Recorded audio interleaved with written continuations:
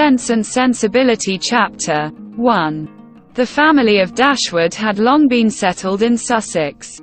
Their estate was large, and their residence was at Norland Park, in the centre of their property, where, for many generations, they had lived in so respectable a manner as to engage the general good opinion of their surrounding acquaintance. The late owner of this estate was a single man, who lived to a very advanced age, and who for many years of his life, had a constant companion and housekeeper in his sister. But her death, which happened 10 years before his own, produced a great alteration in his home. For to supply her loss, he invited and received into his house the family of his nephew Mr. Henry Dashwood, the legal inheritor of the Norland estate, and the person to whom he intended to bequeath it. In the society of his nephew and niece, and their children, the old gentleman's days were comfortably spent. His attachment to them all increased. The constant attention of Mr. and Mrs. Henry Dashwood to his wishes, which proceeded not merely from interest, but from goodness of heart, gave him every degree of solid comfort which his age could receive, and the cheerfulness of the children added a relish to his existence. By a former marriage, Mr. Henry Dashwood had one son. By his present lady, 3 daughters.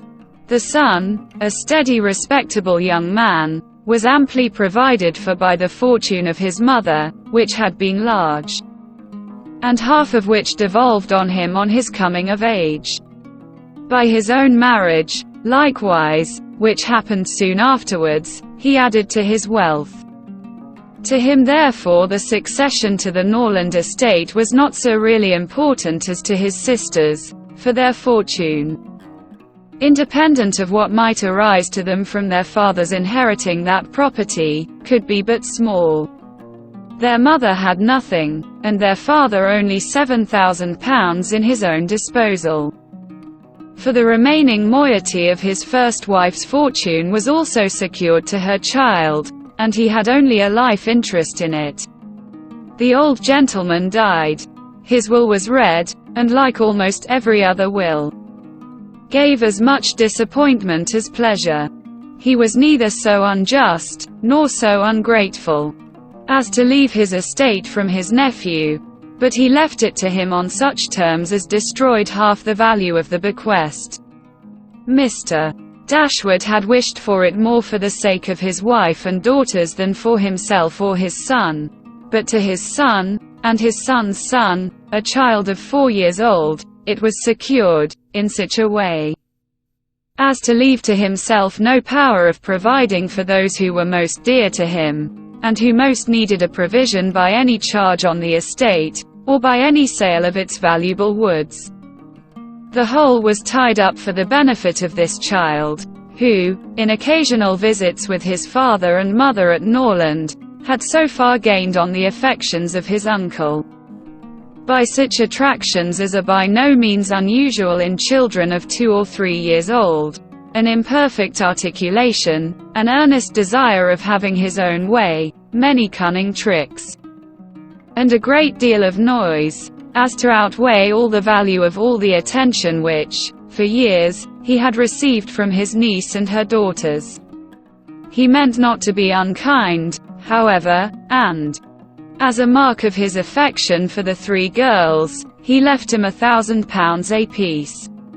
Mr. Dashwood's disappointment was, at first, severe, but his temper was cheerful and sanguine, and he might reasonably hope to live many years, and by living economically, lay by a considerable sum from the produce of an estate already large, and capable of almost immediate improvement.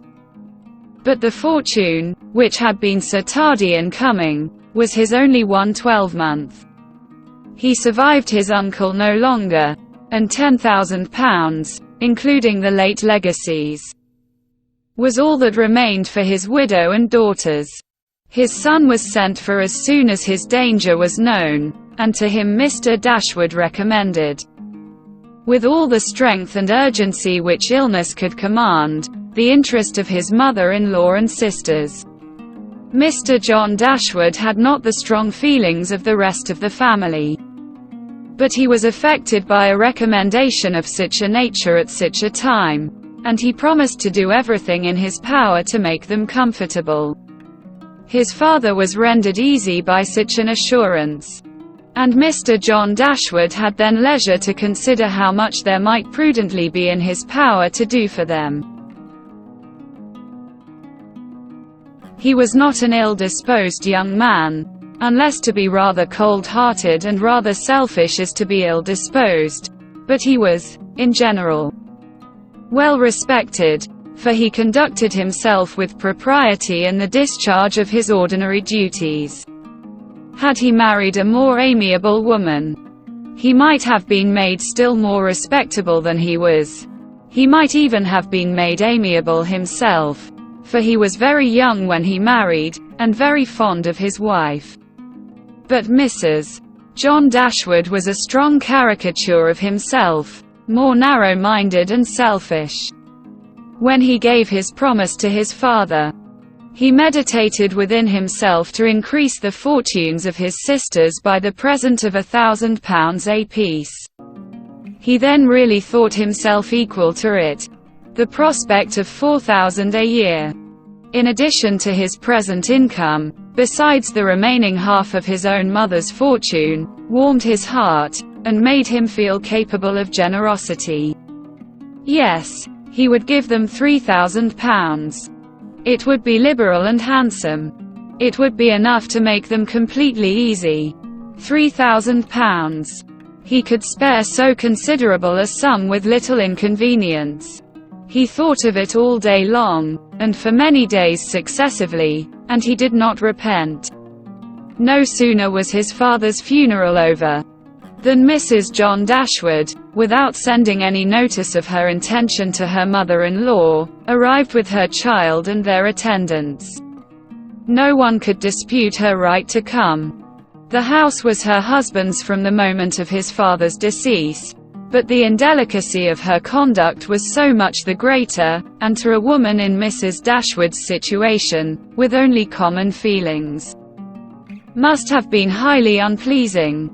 But in her mind there was a sense of honor so keen, a generosity so romantic, that any offense of the kind, by whomsoever given or received, was to her a source of immovable disgust. Mrs. John Dashwood had never been a favorite with any of her husband's family, but she had had no opportunity, till the present, of showing them with how little attention to the comfort of other people she could act when occasion required it. So acutely did Mrs. Dashwood feel this ungracious behavior, and so earnestly did she despise her daughter-in-law for it, that, on the arrival of the latter, she would have quitted the house forever, had not the entreaty of her eldest girl induced her first to reflect on the propriety of going, and her own tender love for all her 3 children determined her afterwards to stay, and for their sakes avoid a breach with their brother. Eleanor, this eldest daughter, whose advice was so effectual, possessed a strength of understanding, and coolness of judgment, which qualified her, though only 19, to be the counselor of her mother, and enabled her frequently to counteract, to the advantage of them all, that eagerness of mind in Mrs. Dashwood which must generally have led to imprudence. She had an excellent heart. Her disposition was affectionate, and her feelings were strong, but she knew how to govern them. It was a knowledge which her mother had yet to learn, and which one of her sisters had resolved never to be taught. Marianne's abilities were, in many respects, quite equal to Eleanor's. She was sensible and clever, but eager in everything. Her sorrows, her joys, could have no moderation. She was generous, amiable, interesting. She was everything but prudent.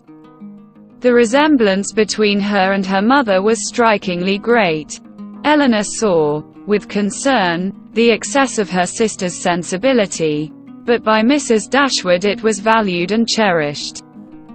They encouraged each other now in the violence of their affliction. The agony of grief which overpowered him at first, was voluntarily renewed, was sought for, was created again and again.